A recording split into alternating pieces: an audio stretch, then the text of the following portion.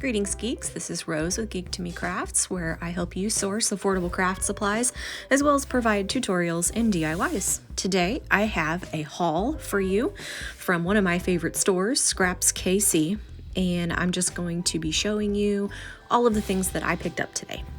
If you haven't seen my walkthrough from Scraps, I'm going to link that video down below. Make sure you check that out where I talk about what Scraps is. First off, these bags are amazing. So Scraps uses scrap everything, including the bags. And so they had gotten these from an apothecary skincare company, and I will definitely be reusing those bags. It's thick material, it's thicker than a normal paper bag. And look at this stuff that I found. They had tons of scrapbooking stuff for super cheap. I got that wooden cutout for $1. Up next here, we've got some grommets. They come in 3 different colors, silver, gold, and then like a copper rose gold. And it was missing the top baggie, but I didn't care because I think I got that for $1 or less as well. I also got this stack of awesome bookmark sized cuts, also 75 cents. I do apologize for the state of this table right now. It is very messy because I am starting a new project. For this same project, I have picked up a pair of unique scissors. These are by Fiskars. They are paper edgers, and this one's called Deckle. So I'm showing you here on a scrap piece of paper what it looks like. And yes, I could tear the edge of whatever it is that I'm working on, but this creates a very nice even cut. I also picked up this really awesome sparkly shimmering mist is what it's called, by Radiant Rain. It says non-toxic, acid-free, mica-enriched shimmering watercolors in a ready-to-use liquid. You do have to shake it. I got it for $2.50. They had an entire tub of these in all different shades, so if I like these, I'll definitely have to go back. But they had purple, green, black, 3 or 4 different kinds of metallic colors, but I picked up this one because it looks a little more like rust. Now watch what it does with this paper. It does curl it up, so you'll want to make sure that whatever it is that you are going to spray that on is either going to be able to lay flat, you're going to glue it flat on something, or it's a piece of paper that's not going to curl like that. Up next, I got a pincher set for the grommets. It has a sharp little stick on the end of it. Picked that up for a couple bucks, but I'm just going to use that to add a little bit of embellishment to these projects that I'm working on. I will be doing that video soon, as soon as it's finished, but basically I have gotten really interested in junk journaling, so I'm going to be using a lot of supplies that I already had on hand, as well as making a couple of runs to Scraps and the Dollar Tree to get the things that I need. So Scraps also has sheet music, and I picked up this 50-cent old piece of music. I got it because the edges are already a little aged and torn, and the music didn't look like anything that I'd recognized. I have a bachelor's degree in classical music performance, and I think these are just etudes, so it wasn't going to break my heart if I used up these papers. Up next, I have this package of bingo cards. I again picked these up for a couple of reasons. I'd seen a video where someone had hauled these from an estate sale, and I thought that was a good idea. So I picked these up also because they were aged just like the sheet music. So here I'm just going to pop them out of the bag and show you.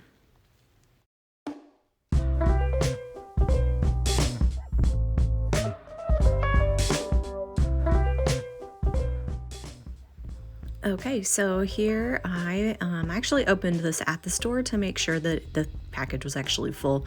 Sometimes you have to check quantities on these kinds of places because it's all secondhand. But basically it was already an aged set of note cards that I could do some journaling on. So I sprayed a little with the metallic spray, and it curled just a little bit, but not too much. I also picked up this map. It is a transportation map of Iowa from the 1960s.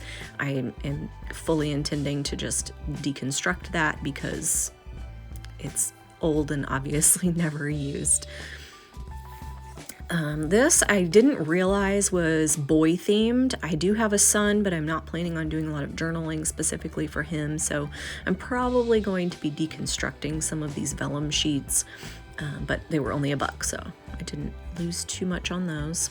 And what I really went to Scraps for today was to get these die cuts. So yes, I have a Cricut machine, but when I have papers like I've already got in stock that I want to just do some edgings on, this is what I went in for. I wanted to be able to round the edges of some things, to get those scissors right there, and what I was really looking for a half circle or a full circle so that I could put some tabs at the top of some of the junk journal pages, but I couldn't find one, so I settled and got a couple of other things instead.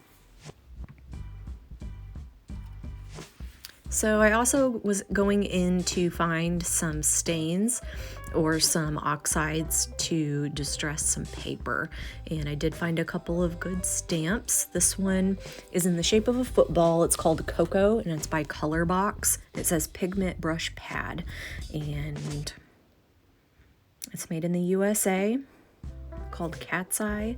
It does have a little bit of a shimmer as well, and so I intend to just use this as a stamp itself or to imprint this onto another stamp. I'm not quite sure how I'm going to use that yet, but I liked the shape. I also picked up this little packet of some markers. I did get lucky and I found this set too as well. It's craft paper. There I got 12 sheets, and it's just like it feels like construction paper, but it's brown. I had also seen somewhere that chipboard was really expensive to purchase new. I honestly have not been to a big box craft store to price out any of these items, but I'm gonna take their word for it. I found a package of chipboard. They had tons of others. Some of them had already been die cut. Some were bigger than this, but I just liked this general like handheld size, so I picked that up. And then that was for my son. It ended up in my bag. He really loves Play-Doh and kinetic sand, so he got a little thing of Play-Doh. All right, I'm gonna save that bag because that bag is awesome. Okay, so I also know that cardstock paper is very expensive to purchase brand new at a big box store. At the very least, I can sometimes find it for 50% off, which still puts the stack at $10. Instead, I got this huge pack, and they had a bunch of really nice ones as well, but this set was only $3, so if I can ever get it open, don't try this at home. I'm going to show you what was in this pack, and for most of this that I picked up, I was going with a brown theme because I really like the older distressed sort of look of it. However, I also have lots of other colored paper that I can add to it to bring in some interest. So this first page I didn't realize, but it's perforated, so I can tear off these letters and use them in different ways. But I'm going to show you right here how it tears and comes apart. And then I also really love some of these other sheets in here. Some of them are family tree, some of them I'm not going to use at all. They might end up getting donated back. We'll see. But they had some really, really nice ones in here that I would definitely use to deconstruct and put into some of the journals that I plan on making.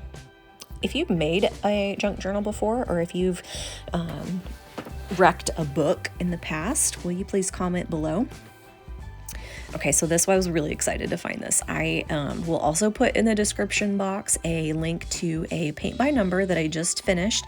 It's of a peony on a table. It's beautiful. It looks really abstract and like Monet did it, you know, it was really nice. I found a kit almost exactly like it, but with a different image for $2. I didn't know if it was, you know, started or whatever by somebody already. And in this case, one person had gone through and done one of the colors and then stopped, but I really liked the final picture. It looks like a photograph taken during blue hour, which is that 10 minutes after sunset. I also got another craft bag, so I'm going to keep that. And then I wanted to try these with some stencils. They're basically like paint putties, and you can scrape those over a stencil and then add some texture to some paper. I also picked up this little baggie. You can stuff it as full as you want to for like $1. So I did that with some metal binder clips. I just picked out the really cute ones. And then also in that video of my walkthrough at Scraps, you're gonna see these enormous trash cans full of paper clips. So I dug through the tops of those and I pulled out just the gold ones. I'm planning on embellishing those as well. And then right down in the middle aisle at Scraps, they have a place with all kinds of different pre-cuts of papers, and they have them placed in baggies, ordered by color, and they had several. I mean, they had all of them in the rainbow, but they had a couple different ones of brown. And so I picked this one up.